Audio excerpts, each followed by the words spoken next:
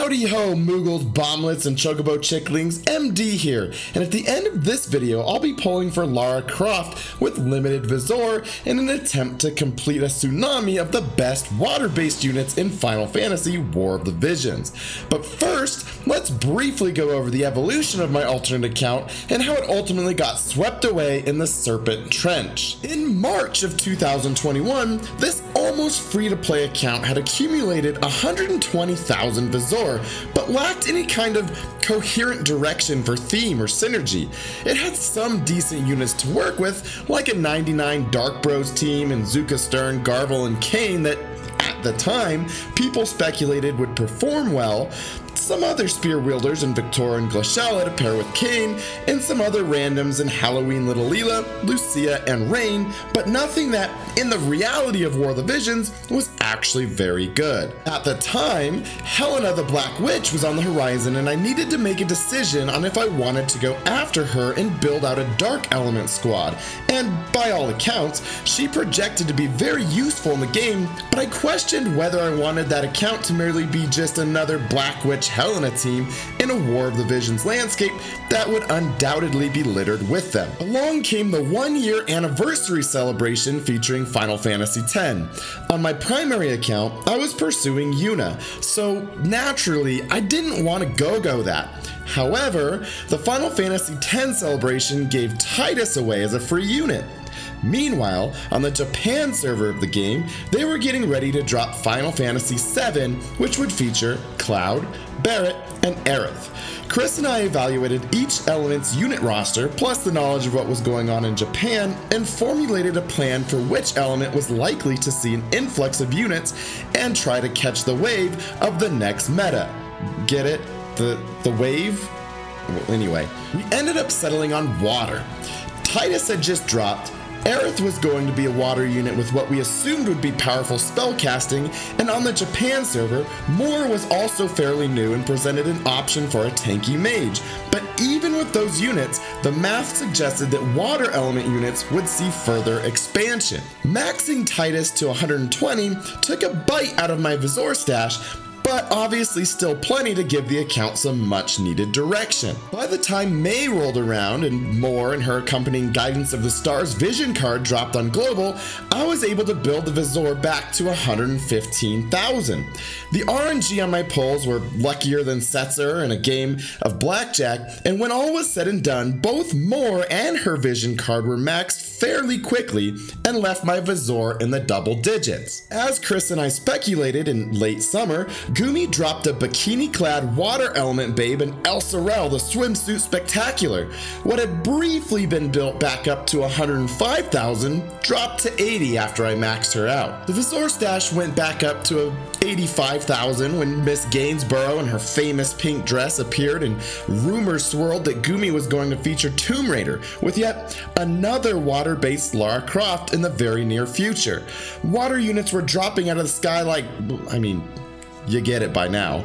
But Aerith proved elusive and forced me through a 9-time step up and then enough pulls to get her from the Mog Shop for summon tokens. 85,000 withered and shriveled to a paltry 25k after pulling for and eventually maxing Aerith. Lara Croft now felt like a pipe dream. When the Tomb Raider banner dropped, the Visiore horde that once was hadn't really recovered by much, meaning that I would need to pull her extremely early if I was going to have any chance to max her out. Okay, so as you can see, I've built my Visiore back up to 35,000, and I'll just have enough to go ahead and try this one time through on the 9-step banner.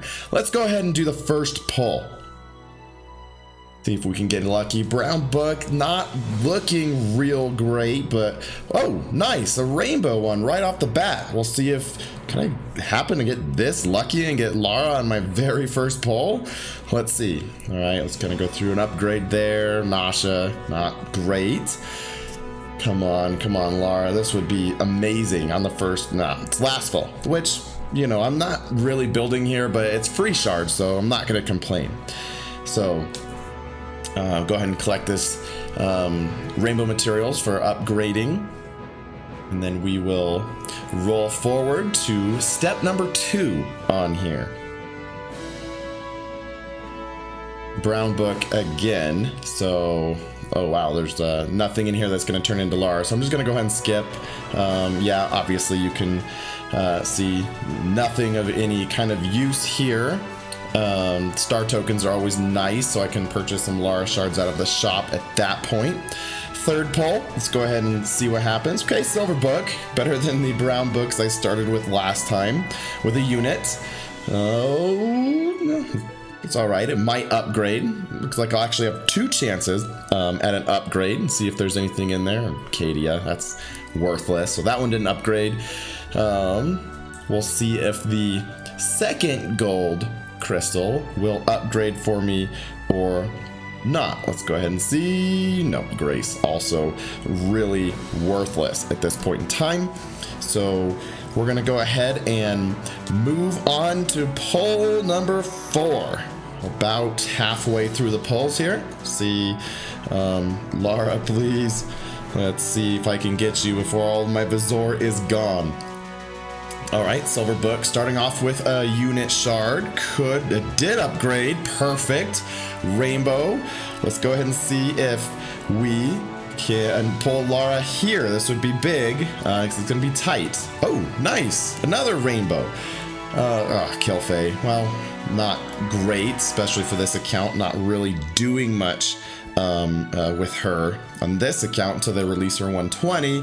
And Lucia, which I already have max in this account. Again, not really useful until they release her 120 at some point in time. Let's go ahead and move to the 5th pull. Now we're starting to get to the point where, you know, if I don't pull her here soon, I'm not going to have enough resources to max her and the vision card that they also released with her. This looks like a brown book. Skip. Nothing in here that's going to be useful. Nope, there wasn't. As I predicted. Let's see, we're gonna move to the 6th pull. So 4 more chances of getting Lara, or it just may not happen here. So okay, silver book. This'll work. Vision card. Let's see. Well, you know, it's not gonna be Lara, and I won't skip. I'll go ahead and click through in case any of this does get upgraded. But Marlboro is pretty worthless. As far as a vision card goes, and doesn't look like it's gonna upgrade. Tonberry, also pretty terrible. Now let's go ahead and go to step number 7. So, and see if in one of these last 3 steps I can get Lara. Let's see, brown book is never promising. However, we got some chances for some upgrades. Could we get the double upgrade? Not Nasha there. That did not happen. So we're gonna go ahead and hopefully keep our fingers crossed that that this can upgrade here. Nice, rainbow. Yes, I got her. All right, so Lara Croft, I got her on step 7 of the 9 times step up, which is clutch. I was running out of chances, so that's gonna be really great for this water element account. So as you can see, with 25,000 Visiore, no thanks Goomy, I'm not gonna leave a review right now, but with 25,000 Visiore to spare, I'll be cutting it kind of close to max both Lara and her 25 years of tomb raiding vision card, but it should be doable.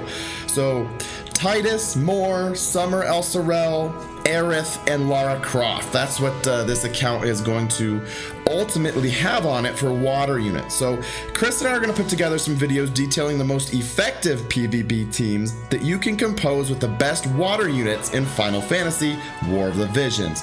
Thanks for watching, everybody. We'll catch you next time.